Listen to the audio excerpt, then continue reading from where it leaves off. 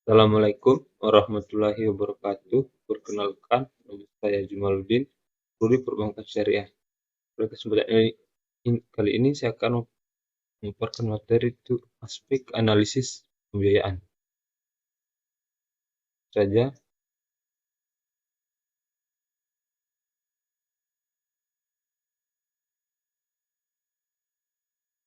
itu persyaratan analisis pembiayaan. Analisis pembiayaan adalah kegiatan yang menelaah aspek-aspek penting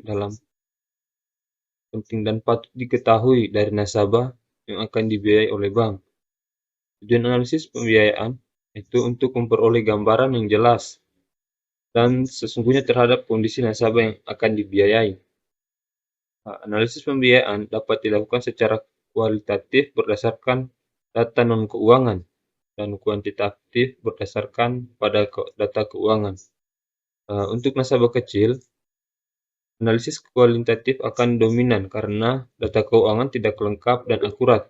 Sementara untuk nasabah besar, analisis kuantitatif lebih dominan karena sudah memiliki laporan keuangan yang sesuai dengan standar akuntansi keuangan. Dua itu adapun rukun dan syarat yang harus dipenuhi dalam melakukan pembiayaan. Pertama itu pihak yang berakad atau al-akidain, pembeli, nasabah, penjual, bank, pemasok, supplier. Kedua itu objek akad. Itu adanya wujud barang yang akan diperjualbelikan. Kedua, harga barang harus jelas. Tujuan akad.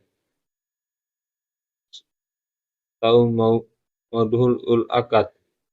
Fat akad atau sigat al akad. Serah terima atau ijab kabul. Inovasi dan data yang diperlukan. Inovasi yang dibutuhkan dalam analisis pembiayaan biasanya itu seperti maksud dan tujuan yang mengajukan permohonan pembiayaan, data diri pemohon pembiayaan dan keluarga, profil usaha, riwayat hubungan dengan perbankan, sejarah dan kondisi usaha, kondisi keuangan, kebutuhan dana, sumber pengembalian, jaminan dan resiko-resiko yang memungkinkan akan terjadi. Informasi yang didapat tersebut kemudian digunakan untuk menilai karakter pemohon pembiayaan, kapasitas atau kemampuan pemohon pembiayaan, kapital atau modal yang dimiliki pemohon pembiayaan, kelayakan jaminan yang diberikan pemohon pembiayaan, dan kondisi ekonomi yang berhubungan dengan pemohon pembiayaan. Lanjut, sumber dan cara memperoleh informasi analisis pembiayaan. Pertama itu, untuk mendapatkan informasi mengenai maksud, tujuan mengajukan permohonan dan alasan mengajukan permohonan pembiayaan serta kebutuhan yang akan didanai. Yang kita biasanya melakukan wawancara kepada pemohon pembiayaan dan suami istrinya. Jika pemohon tersebut bersifat individu, informasi mengenai gambaran umum keluarga dan status tempat tinggal dapat diperoleh dari kartu keluarga yang sudah dikumpulkan oleh pemohon pembiayaan sebagai syarat pengajuan. Dari kartu keluarga tersebut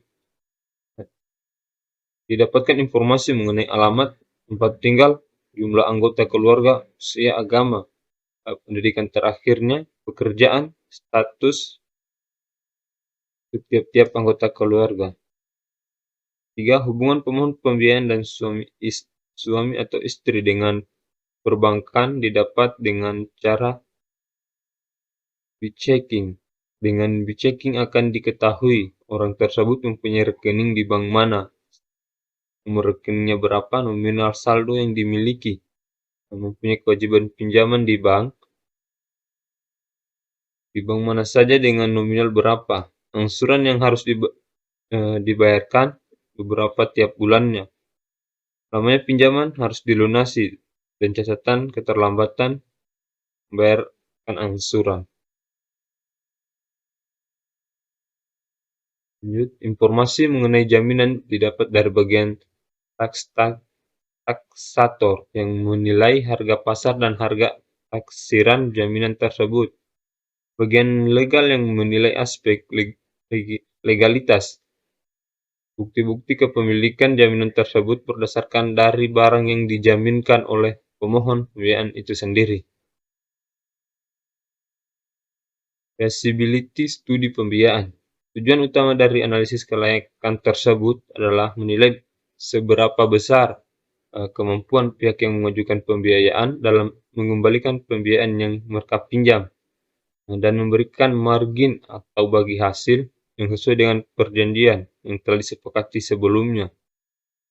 Dengan melakukan serangkaian prosedur ini, bank dapat memperkirakan risiko yang akan ditanggung dan mencegah secara dini kemungkinan terjadinya risiko tersebut. Pembiayaan yang diajukan oleh nasabah salah satunya adalah prinsip 5C dan 6A yang meliputi karakter pembiayaan, kemampuan pemohon pembiayaan, modal yang dimiliki pemohon pembiayaan, atau kelayakan jaminan yang diberikan oleh pemohon pembiayaan dan kondisi ekonomi yang berhubungan dengan pemohon pembiayaan. Dan juga untuk menilai aspek hukum legalitas, aspek manajemen, aspek teknis, aspek pemasaran, aspek jaminan, aspek keuangan, dan aspek sosial ekonomi.